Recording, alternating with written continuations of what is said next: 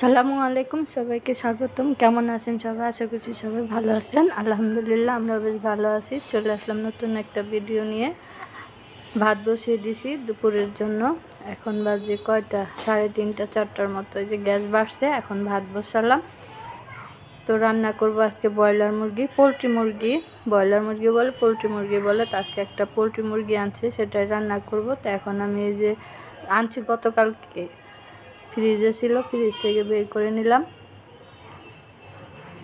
আর এই যে পলিথিনের মধ্যে দেখুন খোলা যায় না, এক হাতে খুলতে পারি না, পরে আবার ক্যামেরাটা অফ করে তারপরে হচ্ছে খুললাম। তো যাই হোক, মুরগিটা একটু ভালো করে ধুয়ে নেই, ধুয়ে তারপর হচ্ছে আমি কেটে নিব। তো সাথেই থাকুন, দেখতে থাকুন।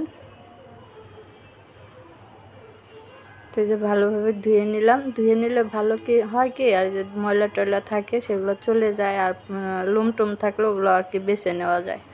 তো বন্ধুরা, মুরগিটা কেটে ধুয়ে যে পরিষ্কার করে নিয়ে চলে আসলাম। আর এই যে এখানে পেঁয়াজ কেটে নিছি, আদা রসুন বের করে নিছি। এখন এই যে মুরগির মাংস রান্না করব। তো হাঁড়ি বসাই দিছি, হাঁড়িতে তেল দিয়ে দিব, রান্নার তেল, সাদা তেল। আমরা তো সাদা তেলই খাই, সরিষার তেলে তো অনেক দাম, এটা খাওয়া তো আমাদের পক্ষে সম্ভব না, তার সাদা তেলই খেতে হয়। তো এই যে তেলটা গরম হবার পর আমি পেঁয়াজটা দিয়ে দিলাম। পেঁয়াজটা হালকা একটু নেড়ে চেড়ে ভেজে নিব। 2টা তেজপাতাও দিছি সাথে। তেজপাতা তো শেষ হয়ে গেছে, তেজপাতা আবার আনতে হবে।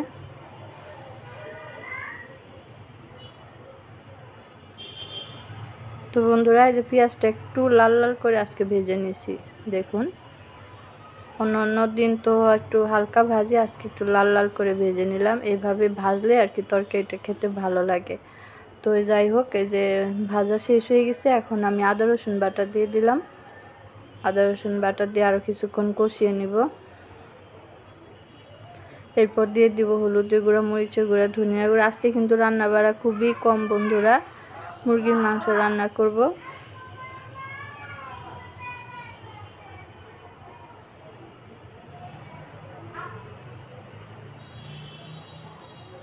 এই তো আদা রসুন কষানো হয়ে গেছে। এখন আমি দিয়ে দিব হলুদের গুঁড়া, মরিচের গুঁড়া, ধনিয়ার গুঁড়া। এই যে ধনিয়ার গুঁড়া দিলাম 1/2 চামচ, মরিচের গুঁড়া 1 চামচ, হলুদের গুঁড়া 1 চামচ। আজকে অল্প মাংস রান্না করব, মানে একটা মুরগির অর্ধেকটা রান্না করব আর অর্ধেকটা রেখে দিব, কারণ মাংস বেশি খাওয়া হয় না, খেতে পারে না মাংস আরও পোলট্রি মুরগি তো আরও খাওয়া যায় না, তাই ওই 2-1 পিস খেলে আর কি খাওয়া হয়, সেই জন্য অল্প করে রান্না করব। লবণ দিয়ে দিলাম স্বাদ মতো।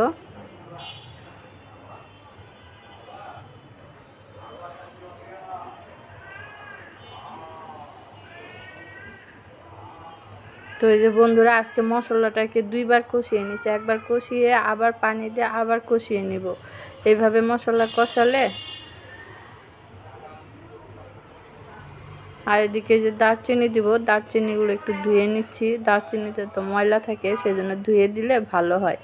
এলাচ, দারচিনি, এলাচ, লং, গোলমরিচ, ওই 2-3টা করে সব কিছু নিছি। 4টা নিছি এলাচ, 2-3টা নিছি দারচিনি, আর হচ্ছে গোলমরিচ 2-3টা, আর লং 2-3টা দিয়ে দিলাম। মশলার সাথে কষিয়ে নিব। এইভাবে মশলার সাথে কষিয়ে নিলে সুন্দর একটা ফ্লেভার আসে, আর তরকারিটা খেতেও কিন্তু বেশ ভালো লাগে।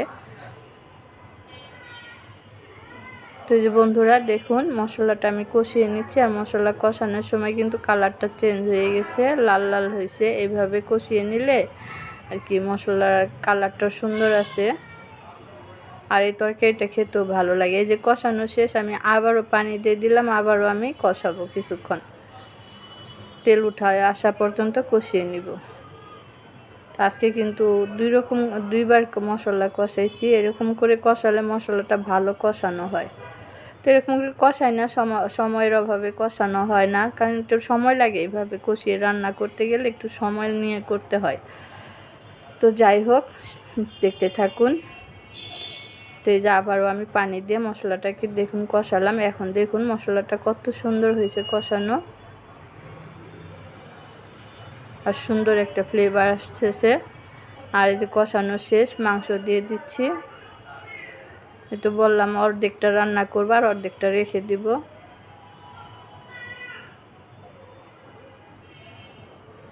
তো বন্ধুরা এই যে মাংস দিয়ে নাড়াচাড়া করে মিশিয়ে নিচ্ছি মশলার সাথে, তারপর ঢেকে দিয়ে আস্তে আস্তে কষিয়ে কষিয়ে রান্না করব। আলু দিব না আজকে, আলু ছাড়াই আর কি মাখা মাখা করে রান্না করব তরকারিটা। তো এই যে নাড়াচাড়া করে নেড়ে চেড়ে দিয়ে এখন ঢেকে দিব।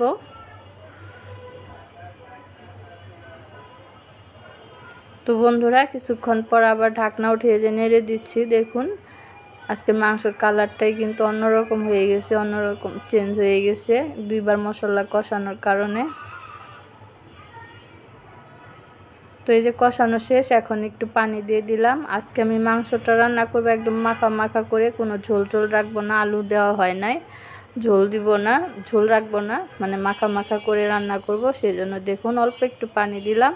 এখন ঢেকে দিয়ে তরকারিটা আমি রান্না করে নেব। আর পোলট্রি মুরগি তো সিদ্ধ হয়ে গেছে, আর সিদ্ধ হওয়ার কোনো ইয়া নাই। এই যে ঢেকে দিলাম। তো বন্ধুরা এই যে আবার দেখুন 10 মিনিট পরে আমি ঢাকনাটা উঠিয়ে আবার দেখিয়ে দিচ্ছি আপনাদের কেমন হয়েছে দেখুন। তো মাংসটা কিন্তু হয়ে গেছে, ঝোলটা আর একটু শুকাবো, আর একটু মাখা মাখা করব, তারপর নামিয়ে নিব।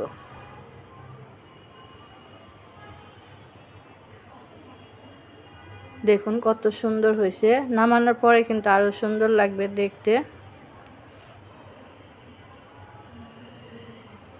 তো বন্ধুরা এই যে তরকারিটা রান্না হয়ে গেছে, দেখুন এই যে আমি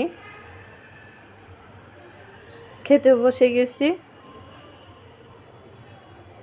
তো অনেকগুলো তরকারি নিয়েছি দেখুন, আর কালারটা কত সুন্দর হয়েছে, আর তরকারিটা কিন্তু অনেক সুন্দর হয়েছে, আর এত মজা হয়েছে কি বলবো। এর আগে মনে হয় আমার এই তরকারি এরকম মজা হয় না, আজকে যেরকম মজা হয়েছে তরকারিটা। মাখা মাখা করে রান্না করছি, তো পরে আর আপনাদের দেখাতে পারি নাই। তো একবারে খেতে বসে গেছি। তো বিসমিল্লাহ বলে খেয়ে নিচ্ছি। তরকারিটা অনেক মজার হয়েছিল। এইভাবে পোলট্রি মুরগি রান্না করলে কষিয়ে, ভালোভাবে কষিয়ে মশলাটা মাখা মাখা করে রান্না করলে যে পোলট্রি মুরগি না খায় সেও খাবে। তা আপনারা এভাবে রান্না করে খেয়ে দেখবেন, আলু ছাড়া কষিয়ে মাখা মাখা করে। দেখেই বুঝতে পারতেছেন আমার তরকারিটা কত সুন্দর হয়েছে, কালারটাও সুন্দর হয়েছে, খেতেও অনেক মজার হয়েছে। তো যাই হোক বন্ধুরা, আজকের ভিডিওটা এ পর্যন্তই, বেশি বড় করি নাই। তো সবাই ভালো থাকবেন, সুস্থ থাকবেন, আমার পাশেই থাকবেন, আমার চ্যানেলটাকে সাবস্ক্রাইব করে দিবেন। আল্লাহ হাফেজ, আসসালামু আলাইকুম।